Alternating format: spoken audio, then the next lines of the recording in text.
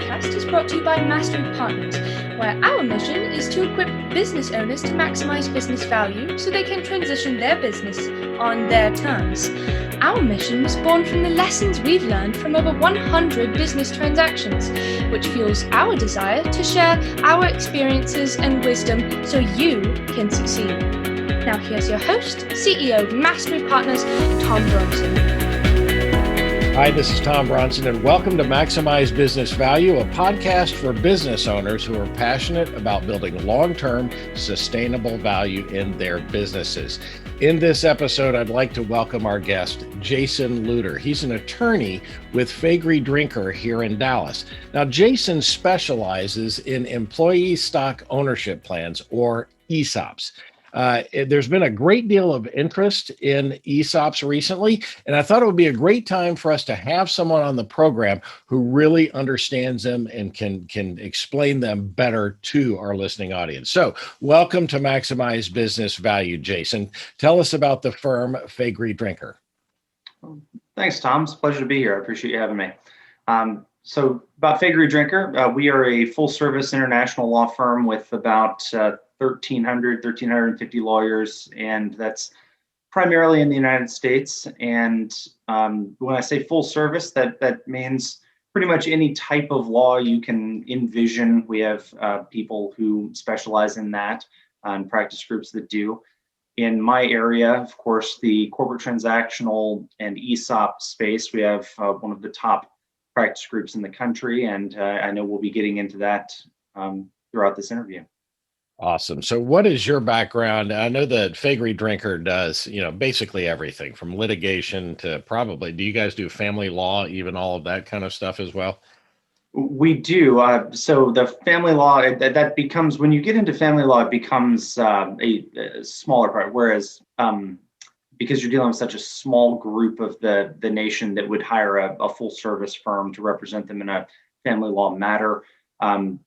But when you think in the corporate context, we have hundreds of lawyers who do corporate and transactional M&A work. We have hundreds of lawyers who do commercial litigation and labor and employment law. So those are kind of the big categories. And then, of course, you have specialties like family law or intellectual property, things like that. So well-rounded law firm. They do lots and lots of things. So what is your background and why did you specialize in ESOPs and business transactions? My pre-law school background was finance and accounting, and to add, when I got to law school, that transition, finance and accounting, transitioned nicely into tax law specialty. And then when you have a finance and accounting business background with tax law, the corporate transactions world are largely finance and tax driven. Those are very important structural issues for corporate transactions, and ESOPs specifically are they involve a tremendous amount of tax advantages for both the employees and selling shareholders, owners, transitioning employment. So it creates a real win-win transaction structure for everyone involved, really. And once I got into them many years ago, I got sucked into this really interesting world of ESOP transactions and transitioning corporate ownership from business owners to their employees through ESOP trusts.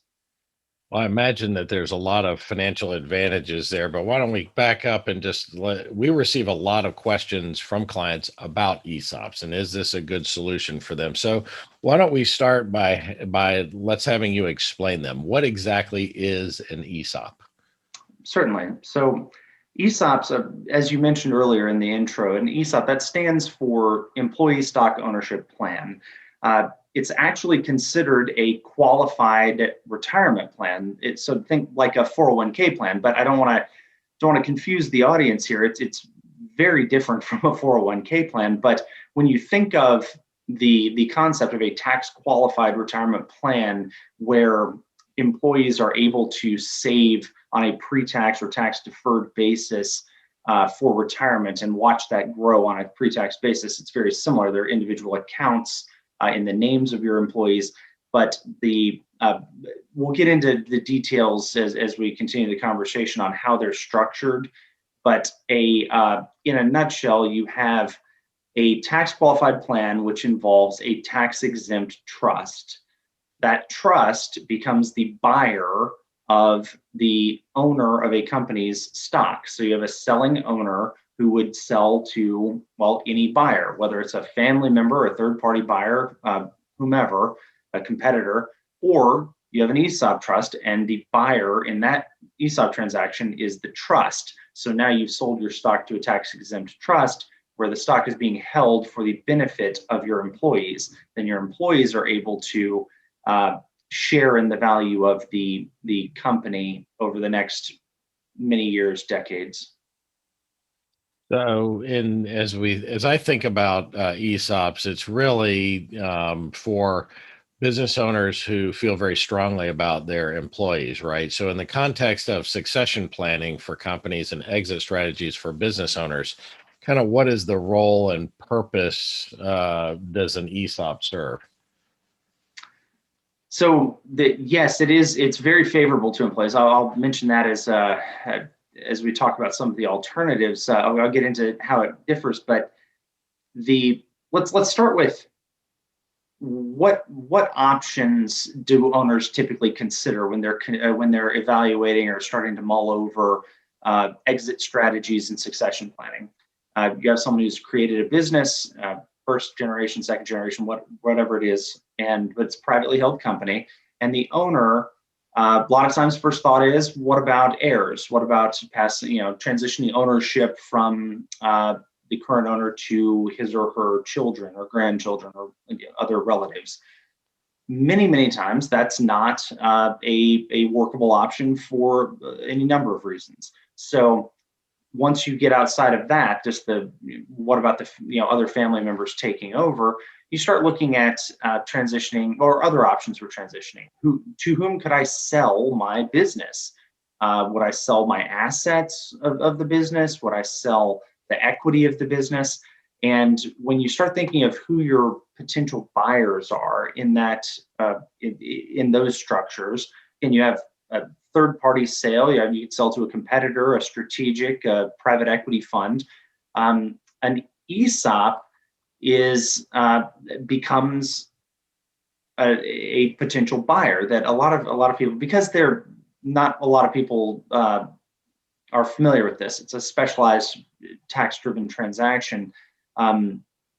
It doesn't always hit the radar with every business broker, investment banker who's out there talking to company owners. This topic doesn't always come up. But as a business owner, I strongly recommend that you ask the question and have an ESOP be part of the panoply of options that you consider. It may or may not be the right fit for you, for your company, for your employees, for a variety of reasons.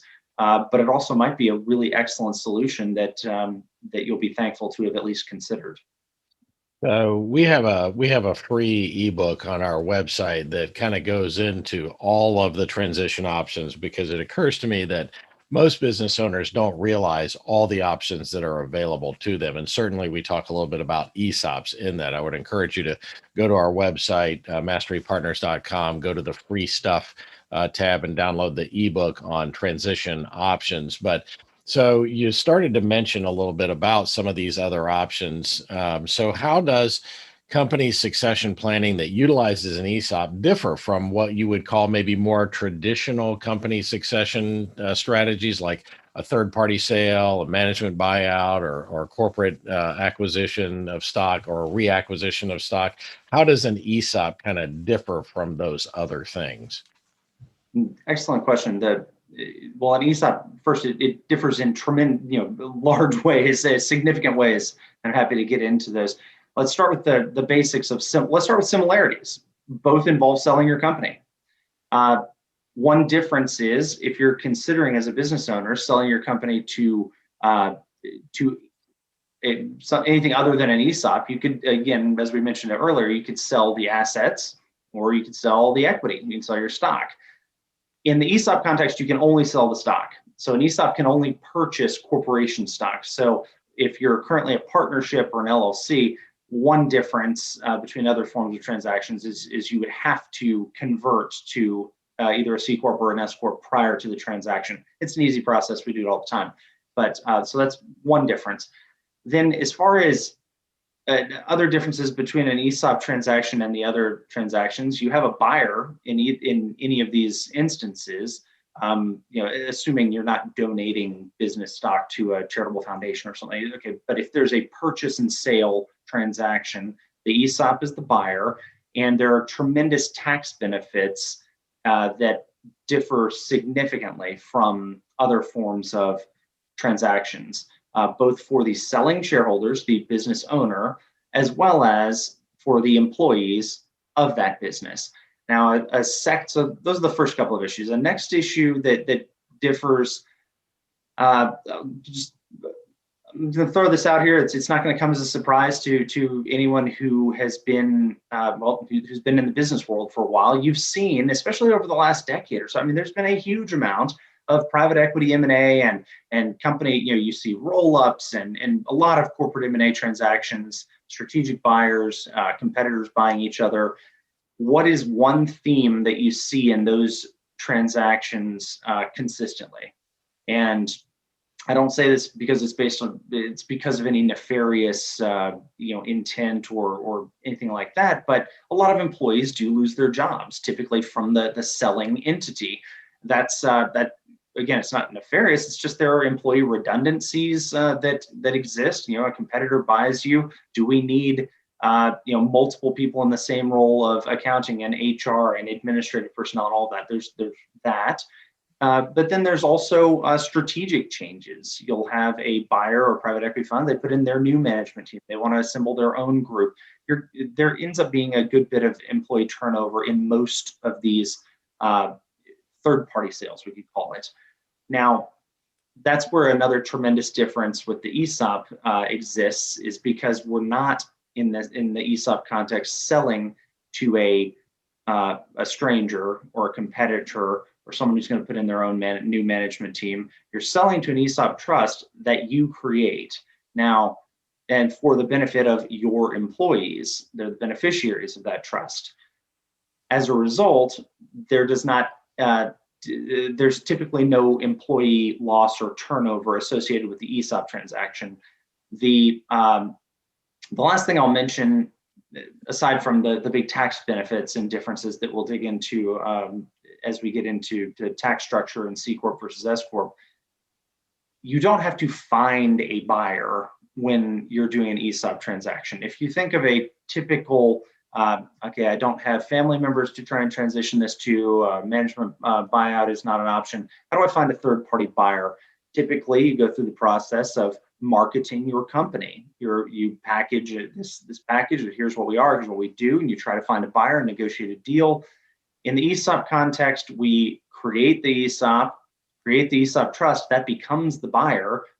So there's no searching for a buyer. Now you have to select a trustee and find someone who's suitable for that role to be the trustee of the ESOP that you create. But there's no roadshow, so to speak, to try and find a buyer, which of course can expedite the timeline if that's important. Yeah, I was not aware that an ESOP really only is a stock purchase. I was not aware of that. And so for business owners that are thinking about their transitions, many times, I don't even know what the percentage is, but it's a very high percentage of transactions are asset purchases, right? Because of the tax benefit.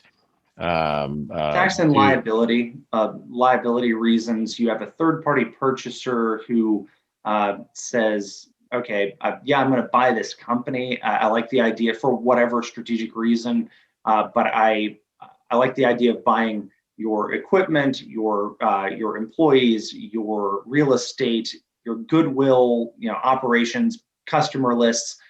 Not so interested in any potential liability that you have out there. So I'll just buy the assets and exclude any liability that may exist that's connected to your business. In an equity purchase, it's harder to exclude liability. Right. Yeah. But again, in the ESOP context, since you're transitioning, it's the same people before and after the transaction generally who are owning and running and operating the business. So it's not the same as going out and buying a stranger's car and wanting to wondering what skeletons may be in the closet and wanting to disclaim and not take on any liability that's unknown. You pretty much know what your business is. Yeah, I'll tell you, if you haven't been through a business transaction before, selling it to a third party is incredibly disruptive, right? I mean, for all the reasons that you brought up here, potentially new management coming in, some employees may be terminated or offloaded, post transaction. The whole sale process, very disruptive. Business owners don't really think about that. Many times it takes a year or more to sell a business. And while you're trying to run that process, you're also trying to run the business, which sometimes devalues the business. I think one of perhaps the biggest benefit to an ESOP is that it's an internal transaction and that you don't have to go out. You won't be eliminating people to the extent that they don't need to be eliminated anyway, right? In the business, and it is significantly less disruptive to the business to have that insider transaction, to already have management in place, and it's a very smooth transition. So I really like those benefits, and so we need to take a break. We're talking with Jay. Oh, go ahead. If I could make one comment about that, there's one thing related to exactly what you said that's specific to the business owner in this context. So we've talked about employee turnover and replacement, and new management team comes in. In a third-party sale, you think about the business that you as a business owner have created, and you sell it to a third party. They are many times, and I'm sure, Tom, you've seen this a million times. The third-party buyer is saying, "Okay, we need the business owner. You are the brains behind the operation. You're the backbone of this company. It's your relationships with customers and vendors and everything that are so significant. We have to have some time post-purchase. We're not just buying and then kicking everybody out the door. We need you specifically, business owner who created and built this company, to stay on for some period of time, a year, 2 years, 4 years. And how are we going to get you to do that?" They use earnouts and other structures to try and incentivize the selling business owner to stick around and ensure that the buyer at the end of that period of time has a company that they feel comfortable is going to be able to run profitably without the presence and contributions of the business owner. Now, what do we see in practice, or what actually happens? You've been running the company. You built the company. It's yours. It's say you founded it in 1982 or whatever. Okay. You haven't been answering to anybody, and then it's one big happy family. You just got a big paycheck from a strategic buyer, and they want you to stick around, but all of a sudden you're answering to someone else who's running your business because now they own it. And I see many, many times that business owners walk away. They leave money on the table. They walk away from earnouts. That part of their purchase price, because they say, "You know what, I cannot stand going into my own business anymore. It's just breaking their heart," and they leave money on the table. In an ESOP context, you can stick around as long as you want. I mean, it's still it's still your company. I mean, in the sense that the equity is owned by the ESOP for the benefit of your employees, but you're still running it. So if your succession plan, you're thinking about getting out of the business. I want to transition towards retirement. I want to do other things, travel, whatever's on your agenda for the next 20 years. You may, and most of the time, I hear business owners say, "Well, I mean, I don't want to just sell and be done in 6 weeks or 6 months. I think I'd probably 5 years, 4 years, 3 years, whatever it is, 10 more years. I'd like to keep working, but I want to take some chips off the table now. I want to monetize some of my investment." Well, this is one of the best ways, if not the best structure, that allows you to monetize your ownership, take some chips off of the table while you continue to run the company. The equity is owned by the trust, but you're the management of the company. You continue to be. You're still the boss. You don't have to on your answer to terms and anybody. timeline. That's huge. I will tell you that there's an enormous dissatisfaction when I forget what the number is. It's some high percentage, like 59% of business owners are dissatisfied with the transaction a year later. Part of that is driven by they now have a new boss, right? They sold the business and they're working for somebody else. So that leads to the average tenure of a CEO who sells to a third party to be less than 2 years. And even though their agreement may be longer than that, like you said, they may be walking away from things because it's hard. If you've been running your business for a long time, now taking direction from somebody else, the new owner in the business, that's a very difficult thing, and it can be extremely disruptive. I love this, that you can basically sell the business in an exit strategy and stay if you want to or go if you want to, right? And you're still calling the shots until that time that you hand over the reins to your hand-picked successor, right?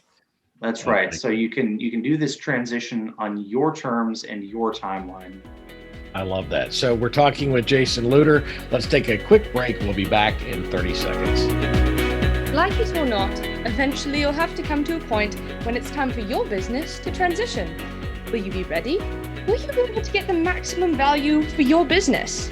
Brought to you by Mastery Partners, Mastery Class is a 12-month program designed specifically for business owners. We meet once a month as a group to work through our Transition Readiness Assessment.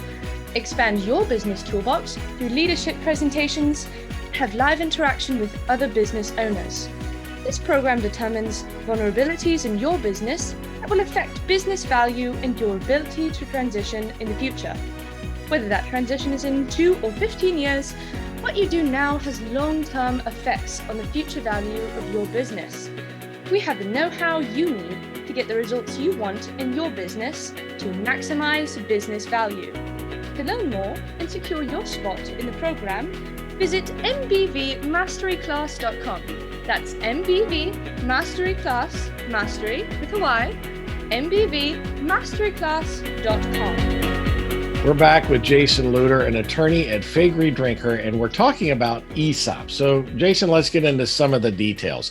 How is succession planning using an ESOP? How is that funded? Sure. Yeah, an important point, right? Because we've mentioned earlier in the interview that we've created an ESOP with a tax-exempt trust that's going to buy your stock as a business owner.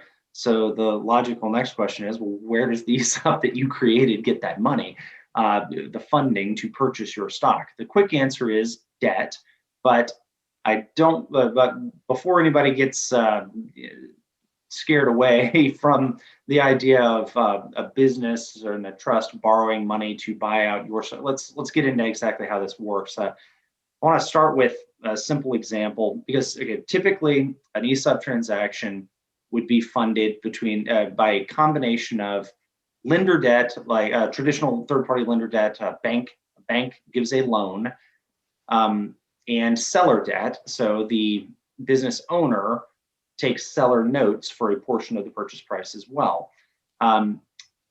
Let's use a simple example to illustrate it. Let's say $20 million. Okay, the valuation of your business is $20 million, and we're going to fund that purchase price. Say you sell 100% of your stock at $20 million, fund it 50-50, 50% bank debt and 50% seller notes. Of course, there's no magic number or percentage split there. It's whatever deal makes sense for your company, and of course what a bank will agree to. Pretty much a bank is always going to require that the seller have some skin in the game. They're not going to give you 100% of your purchase price. But right. In that 50-50 example, in a $20 million deal, you have $10 million of bank debt at closing. That's cash. Okay, so at closing, you as the selling shareholder take $10 million. That has to be paid back over and it's paid by the company through the ESOP, through company earnings. So it's debt effectively on the company because that's the only operating entity. The trust doesn't have operations. So the funds would flow through for the tax benefits. But really it's the company buying, company earnings paying off this debt. Bank debt's going to have a typical bank debt terms over a term loan. So think 4 or 5 years, 6 years, something like that, at market rate of interest, 4 or 5%, something like that today. And level amortization over that period, you make those payments. Once that gets paid off, and there's some big tax benefits here as well. But before I get to that, let's turn to the bank debt gets paid off. Now there's the seller debt. They both exist at closing, but the bank is going to require that your seller notes be subordinate to the bank debt. They want to get paid back and prioritized first. Understandably, they put up the cash. You, as the seller, now, once the bank debt's paid off, start getting paid. You can get interest payments on your seller debt for those 4 years or whatever it is to pay off the bank debt. But then once the bank debt's paid off, you start receiving principal and interest payments on your seller debt. The seller debt's going to have a higher rate of interest than traditional bank debt because the seller, you as a business owner, are not a professional lender. That's not your business, and you're able to command a higher rate of return for loaning money as a non-professional financial institution. So you're going to get a higher rate of return. That'll get paid out over the next several years. Now, let's start with the tax benefit. Why? Because a lot of times a business owner, especially conservative business owners who've built a business conservatively, they look at this and say, wait a minute, I'm not going to take 100% debt on this company. Like, how can we sustain that? And that's a very reasonable concern. But there's a fundamental difference between the way that the treatment of your business debt outside of the ESOP context and inside the ESOP context. Outside the ESOP context, you take out a loan, say it's a term loan, $2 million at your business. You're going to make payments as a business to the bank. And what do you deduct from a tax perspective? You deduct the interest, but not the principal. In the ESOP context, you're going to deduct 100% of both. So really, yes, that's exactly right. So it's a tremendous tax benefit that lightens the burden dramatically. That the debt burden, the weight of that debt on the business, is lightened dramatically because every payment that you're making, say it's in that $20 million example, if we were to say $1 million a year paid back over 20 years, just to make easy math, you're paying $1 million plus interest and deducting all of it, the $1 million plus interest every year, every payment. That really lightens the load, obviously. And additionally, you have the opportunity, if you're an S corp, and we'll get into this structure, the difference between C and S in a second, but there's an additional way to lighten the burden of the debt on the company, which is effectively, if you're an S corp, you're an S corp that's now owned by a tax exempt entity. How are S corps taxed on business earnings? Well, there is no tax at the corporate level in an S corp. There is at a C corp, they pay C corp tax. At an S corp, it gets passed through and pushed down to the owners. You, and in that simple example, a single owner, the profits of the business that aren't paid out as compensation and expenses, that gets taxed to you, whether you take a distribution or not, the phantom income concept. In the S corp ESOP context, that same exact number, say it's $2 million worth of profit at the end of the year that would be taxable to you, is now tax exempt. So what's the result and impact of that? Result and impact is you now have a tax exempt entity effectively where that $2 million that would be taxable at the end of the year, so say $600,000-800,000, well, whatever the tax amount would be paid on those earnings and profits, stay in the company as retained earnings. What can you use that for? Servicing debt. You have all this extra free cash flow. You can grow, you can expand, give people raises, acquire competitors. We see that a lot. It provides a huge financial opportunity for the company as well as the business owner. Now, so we've talked a lot about some of these taxes. I mean, you're blowing my mind here with all of these different implications here and the advantages of it. Is there a difference with respect to post-closing implications? We talked about S corps and kind of how the tax flow, but is there a difference between S corps and C corps? Yes, there and important differences. So let's start with, because there's the tax considerations for both the selling shareholder, the business owner, and in this simple example with a single owner owns all the stock. As we said earlier, it has to be, at the time of the ESOP transaction, it has to be a C corp or an S corp. So what does it matter to the selling shareholder? And then I'll get to how it matters to the company. The selling shareholder, because you can sell C corp or S corp stock, If it's C Corp stock, you have the opportunity on on the funds that you receive. In this $20 million example, you get a $20 million payday for your for the sale of your business. If it's a strategic buyer, a third-party purchaser comes in and buys your assets or your equity and gives you $20 million in this simple example, that is a taxable event this year. Okay, so if it's in 2021 and you get paid $20 million, you have taxable income of $20 million in 2021. It's pretty simple. And then the only thing that you are playing with at that point is cost basis and accounting issues as far as your tax considerations go. But you got the money this year and it's a taxable event. In the ESOP context, if you're selling C Corp stock, so you're C Corp at the time of the transaction, you have the opportunity as the business owner, but not the obligation, to take advantage of what's called a 1042 exchange. A 1042 exchange is the closest analogy, but it's not the same. The closest analogy would be if you think about a tax-free rollover from a 401k into an IRA. You hear the commercials online. Did you leave a 401k plan at your old employer? Why don't you, or you see the commercials on TV, why don't you roll it over tax-free to an IRA and continue to let it grow tax deferred? It's that same concept, but again, it's, don't get confused. I'm not saying it is a rollover to an IRA. It's not, but the tax implications are about the same. Where if you choose to exchange that money, the $20 million in this example, into what's called 1042 exchange qualified replacement property, which is generally, and you can Google it and see what 1042 qualified replacement property is. It's effectively mutual funds, U.S. investments, no munis, no foreign stuff, but standard investments that you would think about having as what you would take your $20 million and put it into.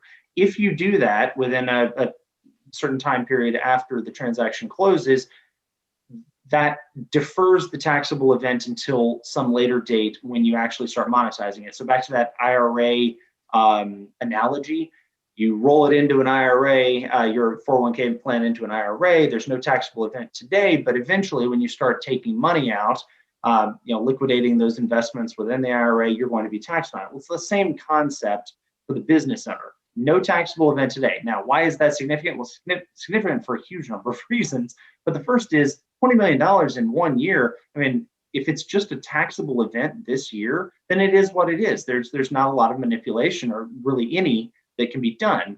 Or I shouldn't say manipulation, but more strategy, tax planning. If instead you put all of that money, that $20 million into qualified replacement property, and you defer taxes on it, then you can strategize over time with your wealth advisors and your estate planning advisors on how best to take out money over time to maintain your standard of living, go out and spend money, whatever it is you want to spend money on, but also estate planning. Should we contribute some to trusts on behalf of your children or to charitable foundations if you have charitable giving desires? There's you just have a basically unlimited amount of flexibility to structure and design your future from a tax planning perspective that is not available outside of this unique 1042 qualified exchange scenario. That's again in the C Corp context. In the S Corp context, under current law, 1042 exchange is not available. There is a proposal under the new Biden administration to allow S Corp sales to also be to also have 1042 exchange as an available opportunity there. Hasn't been passed yet. It's just a proposal. We'll see what happens. But under current law and traditionally, if you sell S Corp stock, it hasn't been eligible for 1042 exchange.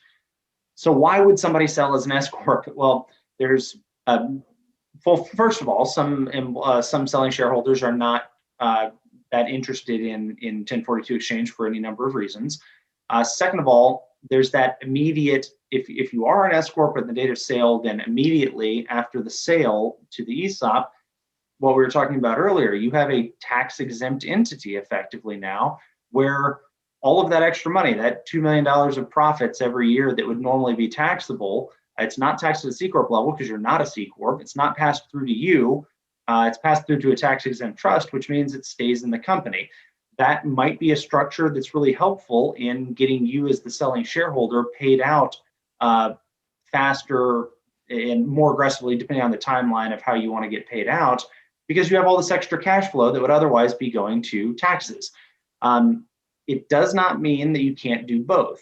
You just need a longer time horizon. So if you were to be, for example, a C Corp on the date of sale, then you take advantage of the 1042 exchange opportunity and then immediately convert, or you start the process of converting to an S Corp.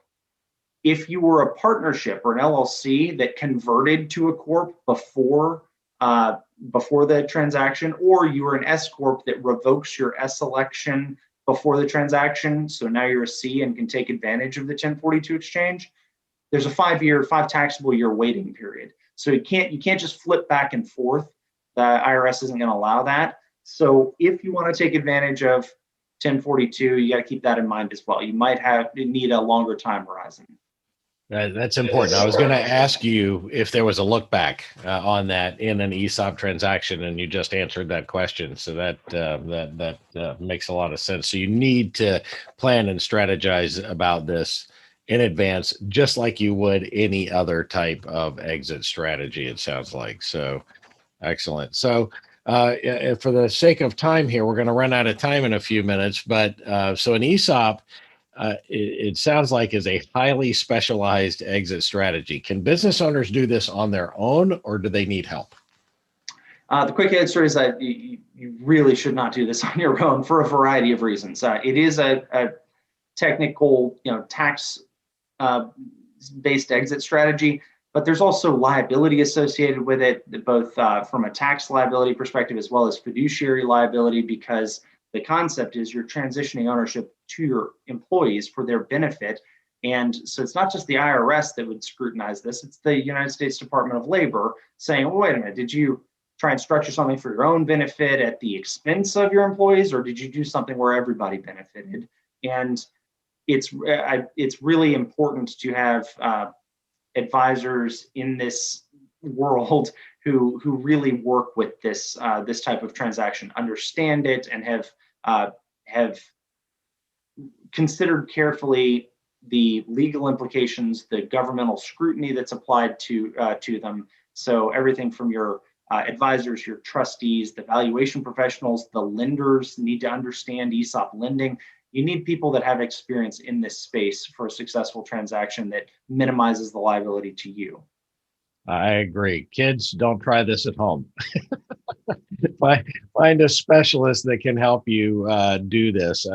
Frankly, I can't imagine even it being possible to do it on your own. Perhaps if you're an attorney and a CPA and you own the business, maybe you can figure that out. But this is a highly complicated and specialized type of a transaction that has many, many benefits to business owners and employees alike. And so you really need to get the right help. So speaking of the right help, what sets you apart from other ESOP attorneys? I'd like to say my charming personality and how everyone you're going to have a great experience working with me. Well, the honest answer, because this is a specialized type of transaction, there's not a ton of people who specialize in this type of work, in this type of transaction nationally. So you're already limited to a specialized group of practitioners in this space. Then among those specialized practitioners, my team is among the top teams in the country in terms of breadth and depth of experience in these deals, as well as number of transactions a year. So I feel like you'd be in really good hands working with us. We have, among our team includes the former Deputy Secretary of Labor nationally. So you have that Department of Labor oversight, advice, and input if and where needed. Same on the IRS side.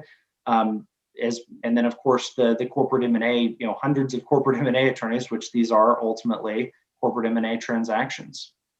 Yeah, and it doesn't cost anything to have a conversation, right? To at least have a consult with you to discover whether or not this is something that might make sense for your business. So I would strongly advise business owners who are thinking about this to get in touch with Jason. We'll talk about how to do that in just a second. One last business question. This podcast is all about maximizing business value, of course. So, Jason, what's the one most important thing you would recommend business owners do to build value in their businesses? Good question. I guess I'll answer it a couple of different ways. I mean, first, how do you maximize business value as an owner who's selling your business? Well, it's not just the dollar figure of the purchase price. It's also, what are the terms of payout? Are you going to be able to stick around like we talked about earlier and transition working your working years on your own terms and on your own timeline? And what are the tax implications? Is it just a single payday, or do I have the opportunity as a business owner to maximize the value of this business that I've created on a post-tax basis? ESOPs provide a great opportunity there. From the employee side, and you as a business owner should be considering that, how do you maximize the value to your employees? In addition to the tremendous benefit that the dollar value that's created and built in the ESOP accounts for your employees over time, your employees get to keep their jobs. That's a significant value. I mean, are you creating and adding value with your business? These people, your employees who've been with you for a long time, who helped you build this successful business, become successful on your own, you get to leave something to them, a business behind that survives your tenure with the company that you built, for the benefit of and not at the expense of the employees who helped you get there. I love it. I love it. Now, our listeners know that I always ask a bonus question, after all the business questions, and they listen all the way to this point because everybody wants to know the answer to this question. Jason, what personality trait has gotten you into the most trouble through the years? And gosh, I was wondering where you're going with this. Okay. Well, I guess the first thing that comes to mind, I think probably a lot of people can relate to this, would be I'm a people person. I love being around other people, and when I'm working with business owners, I really enjoy getting out. What I've historically done is you go out and you see the business owner at their business, what they do, what they've built, what they've created, and work with them in person. Learn about what their desires, dreams, objectives are, personally, financially, and for their business, for their employees. And over the last year, not being able to see, because of COVID, not being able to see people in person and having to do all these transactions and meetings remotely, we're all making it work. But I feel like that personality trait is it's been uncomfortable for me, really wanting to be with people in person. I look forward to being able to do that again really soon. Awesome. That's a great answer. I agree. We like to touch people, right? I want to be around. I'm a big hugger. I want to be around people and do that. So how can our viewers and listeners get in touch with you? Oh, thanks. Well, you can Google my name, Jason Luter, JASONLUT as in Tom, ER. And if you, that should bring up my firm website and LinkedIn as the top couple of results. If you need an additional keyword to put in, you can say Jason Luter Faegre. My firm, Faegre, and that should take you right to me. Awesome. Thank you for being our guest and taking some of the mystery out of ESOPs. Thanks for having me. You can find Jason Luter, Luter, at Faegre Drinker, Faegre Drinker.com, or on LinkedIn, of course. And of course, you can always reach out to me, and I will be happy to make a warm introduction to my new best friend and ESOP specialist, Jason Luter. This is the Maximize Business Value podcast, where we give practical advice to business owners on how to build long-term sustainable value in your business. Be sure to tune in each week and follow us wherever you found this podcast. Be sure to comment. We love your comments and we respond to all of them. So until next time, I'm Tom Bronson, reminding you to consider all of your options for your exit strategy, including ESOPs, while you maximize business value. Thank you for tuning into the Maximize Business Value podcast with Tom Bronson. This podcast is brought to you by Mastery Partners, where our mission is to equip business owners to maximize business value so they can transition on their terms. Learn more on how to build long-term sustainable business value and get free value-building tools by visiting our website, www.masterypartners.com. That's master with a Y, masterypartners.com. Check it out.